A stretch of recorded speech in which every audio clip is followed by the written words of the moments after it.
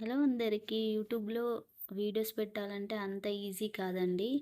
కన్సిస్టెన్సీగా maintain చేస్తేనే YouTube అనేది మనల్ని సక్సెస్ చేస్తదని ఇప్పుడు నాకు అర్థమైంది టెక్ ఛానల్స్ చూస్తుంటే. నా నా వీడియోస్ ఎలా మిమ్మల్ని ఎంటర్‌టైన్ చేయాలి అని ఎప్పుడూ ఆలోచిస్తూ ఉంటాను. మీరు సపోర్ట్ చేస్తే నాకు చాలా సంతోషంగా ఉంటుంది.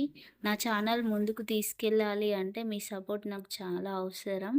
మీరే నాకు బలం అండ్ స్ట్రెంగ్త్. యూట్యూబ్‌లో గ్రోత్ అవ్వాలంటే అంత ఈజీ కాదండి.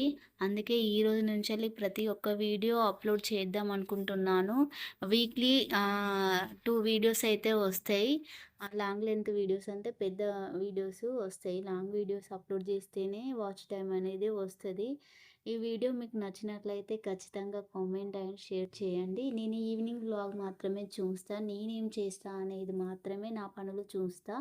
అంతే ఇందులో అంత ఇంపార్టెంట్ నేనెలా చేస్తా, మనం ఇంట్లో ఉండి, ఖాళీగా ఉండి, అనవసరంగా థింకింగ్ చేయకుండా ఇలా పని చేస్తా అని చూయించడానికి మాత్రమే ఈ వీడియోస్ అనేది నేను చేస్తున్నాను. ఇప్పుడైతే నేను బట్టలైతే పిండిన. కుర్చీలేసినయి అయితే ఒక 2 డేస్ అయితాంది. నేనైతే ఈ బట్టలు మడత పెట్టుకున్నప్పుడైతే పెద్ద టాస్కే ఉంటది. పిండడమేమో గానీ మడత పెట్టుడే ఇబ్బందయితది నాకు. ఈ కుర్చీలేస్తేనా ఏదో ఒక ఫోనొస్తదా, మళ్ళీ దాన్ని మర్చిపోతా. లేదా వీళ్ళేదన్నా తిందామన్నా గూడా వంట చేసుకుంటూ బట్టలు మడత పెట్టడం మర్చిపోతా. అటు ఇటు రాత్రయితది. వీళ్ళని పడుకోబెట్టే టైంలో ఇగ మడత పెట్టుడు అట్నే ఆగిపోతది. రోజు రోజు ఏదో స్కిప్ చేస్తూ ఏదో ఒక రోజు మళ్ళా టైం ఉన్నప్పుడైతే మడత పెట్టుకుంటా. ఇప్పుడైతే ఇంటి ముందే బట్టలు ఏస్తే అస్సలు ఆరతలేవు. పైకి వెళ్ళాలంటే చానా ఇబ్బందనిపిస్తుంది నాకు. పైన మెట్లు ఎక్కాలంటే 30, 40 మెట్లుంటాయి. సో, అవన్నీ ఎక్కి మళ్ళీ దిగాలంటే పాప ఎత్తుకోవాలి అంటే కొంచెం బాగా ఇబ్బందయితాంది కాబట్టి ఇంటి ముందే ఏస్తున్నా. అస్సలు బట్టలు ఆరట్లేదు. తిప్పిందే తిప్పుకుంటా అటు ఇటు ఆరేస్తున్నా గాలికి. మళ్ళీ అయినా రాత్రి అయినా గూడా ఆరట్లేదు. ఎంత ఎండ కొడుతాందో, ఆ ఎండకు ఇక్కడ చెట్టు ఉంటది కాబట్టి గోడ ఇట్లా ఉంటాయి కాబట్టి నీడ పడతది ఎక్కువ. ఎండ ఏముండదు. మార్నింగ్ టైంలో వస్తది అంతే ఒక 1 అవర్. ఆ 1 అవర్‌లో ఆరడం అయితే బట్టలు చానా కష్టమండి.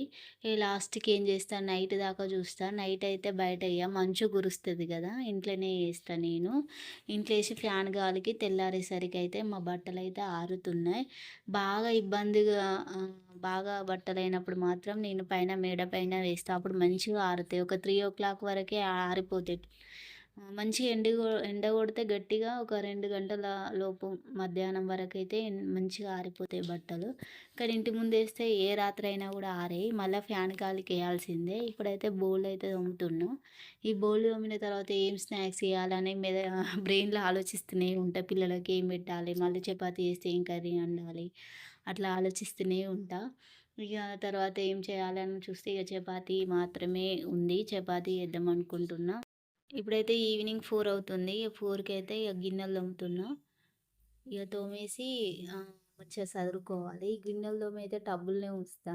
తర్వాత మళ్ళీ ఏదో టైం ఉన్నప్పుడైతే గిన్నెలు తీసి మళ్ళీ ఎక్కడియి అక్కడ సదురుతూ ఉంటా. ఇక్కడ ప్లేస్ కూడా చాలా తక్కువుంది. సెల్ఫ్‌లు కూడా లేవు. ఏది ఎక్కడనో పెట్టానో తెలవదు.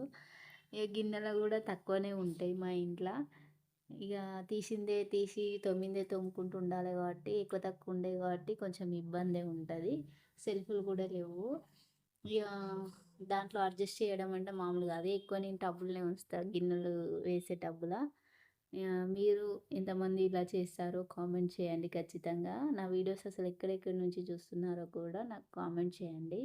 ఇక గిన్నెలు తోమిన తర్వాత ఇప్పుడు ఈ చలికాలంలో గిన్నెలు తోమడం కూడా పెద్ద టాస్కే అండి. మస్తు చల్లగా పేలిపోతున్నాయి హ్యాండ్స్ అనేది. ఎంత ఆయిల్ రుద్దుకున్నా కూడా అసలు అట్లనే ఉంటున్నాయి. ఇంకా మీరేం చేస్తున్నారు? ఇంకేముంది చెప్పడానికి? ఇప్పుడైతే చపాతీ చేసే ప్లానింగ్ అయితే ఉండాలి. చపాతీ పిండి అయితే ఉన్నదో లేదో చూసుకొని దాన్ని కలపాలి. నాకు తెలిసి సగం ప్యాకెట్ అయితే ఉండే. అది మొత్తం కలిపి చపాతీ అయితే చేద్దాం అనుకుంటున్నా. పొద్దున మిగిలిన పప్పు ఉంది. దాంట్లోనే సెట్ అయిపోతది. తినేస్తారు. ఈ హెయిర్ చూసిల్లా ఎంత సన్నగా అయిపోయిందో నాది. ఎంత ట్రై చేసినా కూడా మందార ఆకులు పెట్టేదాన్ని. అప్పుడు మంచిగా సక్సెస్ అయింది. కానీ ఇప్పుడు దొరకట్లేదు. మందార పువ్వులు, మందార ఆకులు. దొరికినా కూడా ఎక్కడనో దూరంగుంటానే. అవి ఊకెకే తెచ్చుకొని ఇబ్బంది అయితది. మన దగ్గరుంటే మంచిగా మనం ఫాలో అవ్వచ్చు హెయిర్ కేరు. మందార పూలు, ఆకులు మంచిగా పనిచేస్తాయి. అందులో పెరుగు కూడా కలుపుకుంటే మంచి హెయిర్ అయితే మంచిగానే అయితది. నాకైతే నేను ట్రై చేసిన 2 ఇయర్స్ మంచిగానే ఉండేది. ఇప్పుడు మస్తు ఊడుతున్నాయి. అయినా కూడా అప్పుడప్పుడు పెట్టడానికైతే ట్రై చేస్తున్నా. ఆయిల్ కూడా రెడీ చేసుకుంటా నేను దొరికితే. పువ్వులును, ఆకులు దొరికితే ఖచ్చితంగా రెడీ చేసుకుంటా. కలమంద కూడా ఇంపార్టెంటే. మెంతులు చాలా మంచిగా వర్కౌట్ అయితది. దొరికితే ట్రై చేయండి. ఇప్పుడైతే చపాతీ చేస్తున్నా. చపాతీ పిండైతే మొత్తం తీసుకున్నా. దాంట్లోకి ఒక అర చెంచా ఉప్పు తీసుకొని కలుపుతున్నా వాటర్ వేసుకొని. కూల్ వాటర్ వేసుకోవాలి. వేసుకొని మంచిగా పొడి పిండైతే కొంచెం తీసుకున్నా. తీసుకొని దాన్ని మంచిగా మిక్సీ చేసుకున్న తర్వాత వాటర్ పోసుకొని మంచిగా కలుపుకోవాలి. కలుపుకొని మంచిగా మెత్తగా కలుపుకున్న తర్వాత పక్కకి ఒక 10 నిమిషాలు, హాఫ్ అన్ అవర్ పెట్టుకుంటే చపాతీలనేది స్మూత్‌గా వస్తాయి. మంచిగా డైజెషన్ గూడా మంచిగా అయితదనమాట. మనం నానబెట్టుకుంటేనే మంచిగా ఉంటది చపాతీ. మనం ముందు ముందు కొంచెం హెల్త్ ప్రాబ్లమ్స్ డైజెషన్ ప్రాబ్లమ్స్ రాకుండా ఉంటాయి. ఇట్లా ఏవైనా రైస్ అయినా, ఇదైనా చేస్తే ఇందులో కార్బోహైడ్రేట్స్ ఎక్కువుంటాయి గదా! నానబెట్టి చేయడం వల్ల కార్బోహైడ్రేట్స్ లెవెల్స్ అనేది తగ్గిపోతాయంట. రైస్‌లో గూడా, చపాతీలో గూడా. అవి మనకు ఎక్కువగానే ఫుడ్ తింటాం గాబట్టి రైస్‌లో కార్బోహైడ్రేట్స్ ఎక్కువ అందుతాయి మనకు ఆల్రెడీ బాడీల. సో, మనం ఇట్లా నానబెట్టడం వల్ల కొంచెం తగ్గిపోతాయి కార్బోహైడ్రేట్స్. అవి ఎందులో రైస్‌లో, పప్పులో, మనం తినే వాటిలలో ప్రతి దాంట్లో ఉంటాయి. మనకు గావాల్సింది మినరల్స్, ప్రోటీన్స్ అవి. కార్బోహైడ్రేట్స్ అంత ఇంపార్టెంట్ ఏం కాదు. మనం రైస్ తింటాం కాబట్టి, డైలీ రైస్ తింటాం కాబట్టి అందులో ఉంటాయన్నమాట. ఇప్పుడైతే నేను నానబెట్టుకోవాలి. ఏదైనా నానబెట్టుకొని చేసుకుంటే బావుంటది. ఇగ ఇప్పుడైతే మంచిగా కలిపి నేను ఒక మూత పెట్టి ఒక 10 నిమిషాలు, హాఫ్ అన్ అవర్ అయితే నానబెట్టుకుంటా. ఇంకా మీరు ఎలా చేస్తారో నాకు కామెంట్ చేయండి. నేనైతే ఇలానే చేస్తా ప్రతిసారి. టైం ఉన్నప్పుడైతే ఇంక మార్నింగే కలిపి పెట్టుకుంటా. ఈవినింగ్ అట్లా మధ్యాహ్నం వరకు ఎప్పుడు తినాలనిపిస్తే అప్పుడు చేస్తానన్నమాట. ఇంక అట్లా బెస్ట్ గదా! నా వీడియోస్ చూసిన వాళ్ళందరికీ thank you so much and support చేయండి ఇలాగే. ఈ ఫుల్ వీడియో చూడండి. చూస్తేనే నాకు వాచ్ టైమ్ అనేది వస్తది. చూసిన తర్వాత లైక్ చేయండి, కామెంట్ చేయండి. నేనైతే ఇక్కడ నుంచెల్లి కన్సిస్టెన్సీ మెయింటైన్ చేస్తా. అంటే వీడియోస్ ఖచ్చితంగా పెడతాను. ఏదో ఒక వీడియో వైరల్ అయితది. మనం ఇప్పుడే పెట్టింది ఇప్పుడే వైరల్ కావాలంటే కాదు. నాలాంటి వాళ్ళు ఎందరో ఉన్నారు. అది చేసే వాళ్ళకి మాత్రమే తెలుస్తది. యూట్యూబర్స్‌కి మాత్రమే. కొన్ని లక్షల మంది చేస్తున్నారు. కొన్ని ఇయర్స్ తర్వాతనే సక్సెస్ అవుతున్నారు. నేను 1 ఇయర్ గూడా కాకముందే ఇట్లా సక్సెస్ కావాలంటే కాదు గదా! మనమైతే వీడియోస్ పెట్టుకుంటూ పోతే యూట్యూబ్ వాళ్ళే పుష్ అనేది చేస్తారంట వీడియోస్‌ని. ఖచ్చితంగా ట్రై చేయండి కొత్తగా ట్రై చేసేవాళ్ళు.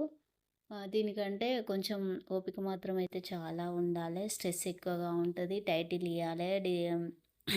అప్‌లోడ్ చేయడం టైం తీసుకుంటది మొబైలు. డేటా ఉండాలే. చాలా ఇబ్బంది ఉంటది. ఆ ఇబ్బంది కొంచెం ఉన్నా పర్లేదన్న వాళ్ళు యూట్యూబ్ అయితే స్టార్ట్ చేయొచ్చు. మనీ అంటే అంత తొందరగా రాదు. 1 ఇయర్ తర్వాతనే వస్తది. 1 ఇయర్ తర్వాత మళ్ళీ మనం డైలీ అప్‌లోడ్ చేస్తేనే మనీ అనేది మనకు వస్తదనమాట. మంచిగానే ఉంటది. ఇంట్లో ఉండి మనీ సంపాదిస్తే మంచిదే కదా! అనేదే నేను యూట్యూబ్ స్టార్ట్ చేసిన. ఇప్పుడైతే చపాతీ అయితే చిన్న చిన్న ముద్దలు చేసుకొని అయితే కింద టవలేసుకుంటా. కంఫర్ట్‌గా ఉంటది. మంచిగా ఫ్రీగా కూర్చొని చేయొచ్చు. పైన ఆల్రెడీ స్టవ్ పైన పెనం పెట్టుకున్నా. అది హీట్ అయిన తర్వాత మనం చపాతీ ఒక్కొక్కటి ఏసుకొని చిన్నగా లో ఫ్లేమ్‌లో, మీడియం ఫ్లేమ్‌లో పెట్టుకొని కాల్చుకుంటా. నేను ఒక్కదాన్నే కాబట్టి లేవడం, కూర్చోవడం ఇబ్బంది అవుతది కాబట్టి మీడియం ఫ్లేమ్‌లోనన్నా చిన్న మంట పైనైనా చపాతీలైతే కాల్చుకుంటా. అప్పుడే మంచిగా టేస్ట్ ఉంటాయి. హై ఫ్లేమ్‌లో పెడితే పైన పైన కాలుతాయి గానీ లోపల లోపల కాలేయి. అంతే ఈ వీడియో. అంతే. Bye. Thanks for watching. Bye friends. చపాతీలు రెడీ.